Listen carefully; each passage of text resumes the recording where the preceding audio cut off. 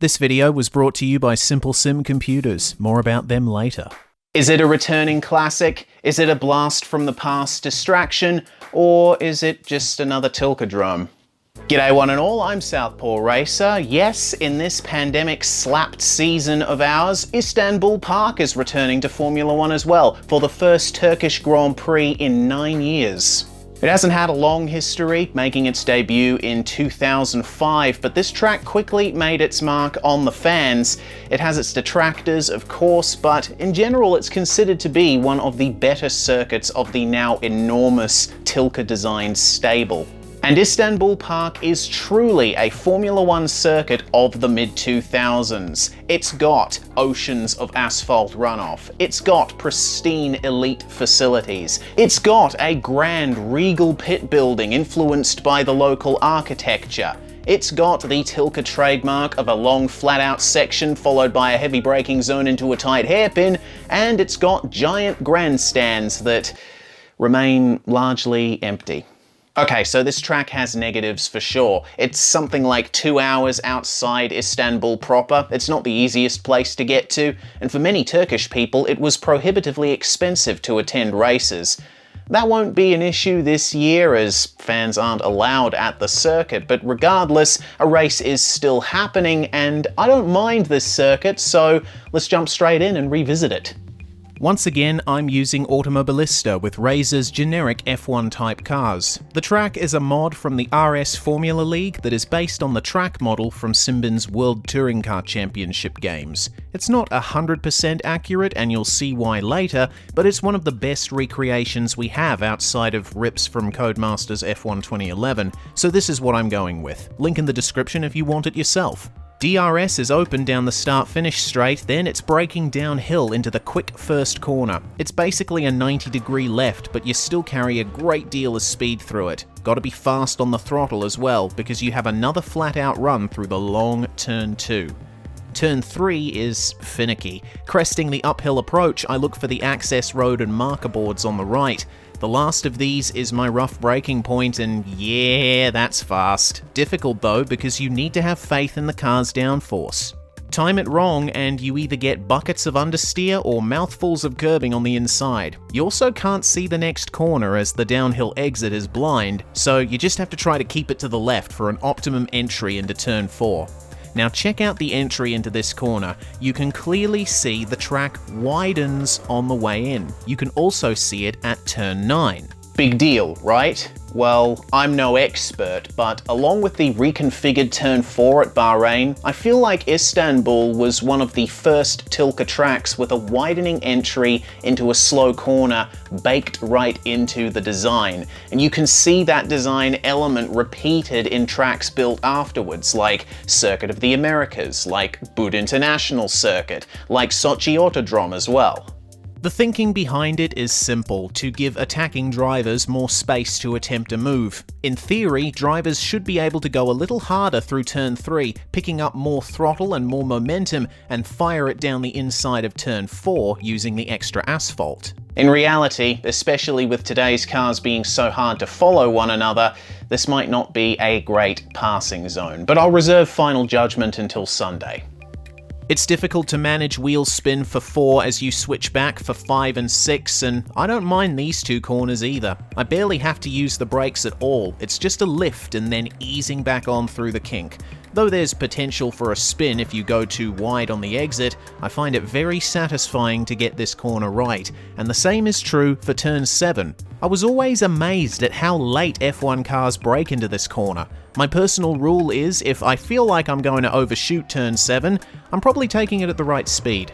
It's essentially a quick uphill hairpin with a curved open exit. Again, careful of wheel spin, but an aggressive exit will help you carry good speed into the big one. The multi-apex monster, the corner that made this track notorious. I got a question to ask you. Is turn 8 overrated? Don't look at me like that. I've seen people say it and you probably have too. From what I can gather, fans who are indifferent to Turn 8 cite its lack of perceived risk due to the large runoff area, and that it's not as much of a challenge as it's talked up to be, especially in the circuit's later years. A long corner does not make a good corner, or so some say. And I can see their point. When the track debuted, it was the last year of the V10 era. The cars back then produced a lot of downforce, but not quite enough to take Turn 8 flat. I can't show you any real-life footage because copyright, but trust me, look it up. In the early years, we saw a lot of drivers fighting their front end through the turn, so we could see where the aura of Turn 8 came from. But by the time I saw Vettel's pole lap in 2011, taking Turn 8 flat out and opening the DRS halfway through, it showed me that F1 cars had gotten to the point where they dominated the corner. And now it's 2020. The cars have evolved even further in terms of cornering speeds. Turn 8 is likely to be easy flat in a late 2010s or early 2020s car, but here's where I'm making my case for Turn 8. It's a corner that's now all about steering precision. And at speeds like this, it's about like threading the eye of a needle. The fastest racing line through Turn 8 seems to involve being towards the middle of the circuit on turn-in, intentionally missing the first two apexes. Or apices? But anyway, you gotta aim for the third one. The challenge is to turn in and stay on trajectory without putting in too much steering angle and scrubbing the front tires. Open the steering just a little bit and shoot for the final apex, shifting up into top gear. Frankly, I don't care about the big runoff area, not when the corner is still this hard to get right. I might not be lifting, sure, but guiding the car through is still something that I have to psych myself up for, and that's not even considering the G-forces that the drivers in real life would feel through here. My neck hurts just thinking about it. Well, it's over in a flash, and there's a moment to rest down the straight to turns 9 and 10. Hello again, widening entry. This chicane is actually quite fast, and you can push really hard through it. You kinda have to, because the longest straight follows right after. The car can get squirrely on the change of direction, and taking too much curb will easily put you out of whack, but getting it right, it should be foot to the floor by the time you're turning right, and back out onto the straight. Time to activate the DRS, and whoa, that bump isn't there in real life. Yeah, remember how I said this track model isn't 100% accurate? This is the main giveaway at turn 11. The corner does not have that great big bump on entry. In real life, it's just a smooth lean to the right.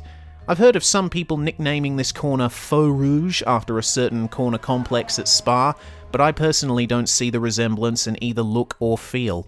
The straight continues down to the final three corners, which some might think is an underwhelming end to the lap. Heavy braking zone into tight hairpin, followed by tighter switchback, followed by